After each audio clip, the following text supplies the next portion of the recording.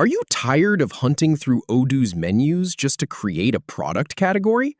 Learn the exact 8 steps to organize your products in under 2 minutes. We'll start by opening Inventory, then navigate through Configuration to Categories, and finally, create and save your category. First, navigate to the home page of your Odoo system. Then, open the Inventory app from there. Now, click on Configuration at the top bar. Then, select Categories to open the product category list. Go ahead and click New at the top left corner.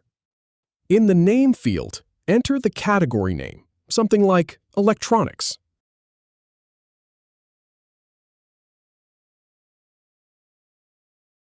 You can also pick a parent category, but that's optional.